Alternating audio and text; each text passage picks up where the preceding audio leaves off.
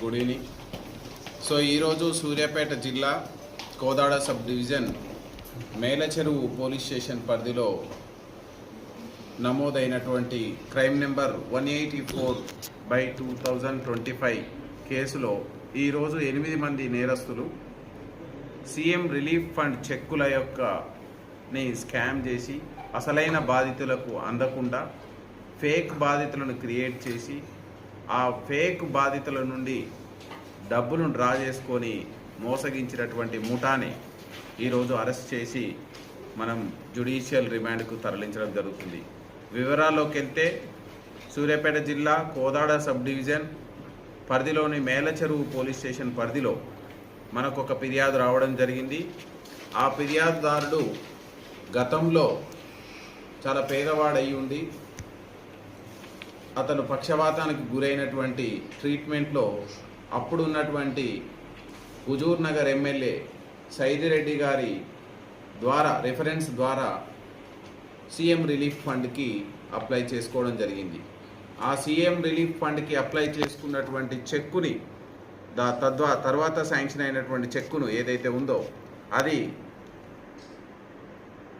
Huzur Nagar ex-MLA ఆఫీస్లో పనిచేసేటువంటి కొంతమంది ఎంప్లాయీస్ ఆ చెక్కుని వాళ్ళు ఫేక్ విక్టిమ్ని క్రియేట్ చేసి వాళ్ళ ఖాతాలోకి మళ్లించి అసలైనటువంటి అనారోగ్యం పాలై ట్రీట్మెంట్ పొందినటువంటి వ్యక్తికి చెందకుండా ఈ డబ్బులని ఎక్స్ఎమ్మెల్యే గారి ఆఫీస్లో పనిచేసినటువంటి వ్యక్తులు వాళ్లకు వినియోగించుకొని అసలైన బాధ్యతను మోసం చేయడం జరిగింది. ఇందులో ప్రధానంగా పెండెం వెంకటేశ్వర్లు 34 ఇయర్స్ ఉంటుంది. ఇతను సోమారం విలేజ్ ఆఫ్ నేరేడ్చర్ల మండలం.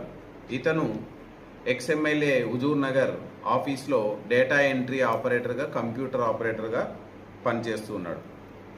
ఇతనికి కొంత డిస్టెంట్ రిలేటివ్ బెల్లంకొండ వెంకటేశ్వర్లు. ఈయన వాటర్ ప్లాంట్లో పనిచేస్తూ ఉంటాడు.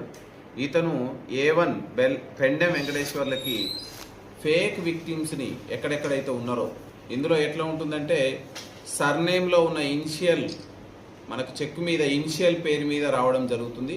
ఆ ఇనిషియల్ సేమ్ నేమ్ ఉన్న వాళ్ళని దొరకబట్టి వాళ్ళ ఖాతాలోకి వాళ్ళని మభ్యపెట్టి వాళ్ళకు కొన్ని డబ్బులు ఇస్తామని చెప్పి వాళ్ళ ఖాతాలోకి ఈ యొక్క CMRF చెక్ని డిపాజిట్ చేసి ఆ డిపాజిట్ వచ్చినటువంటి డబ్బులని ఆ ఫేక్ విక్టిమ్కి కొంత డబ్బులు, అదేవిధంగా మెయిన్ A1 పెండెం వెంకటేశ్వర్లు, అదేవిధంగా బెల్లంకొండ వెంకటేశ్వర్లు, అదేవిధంగా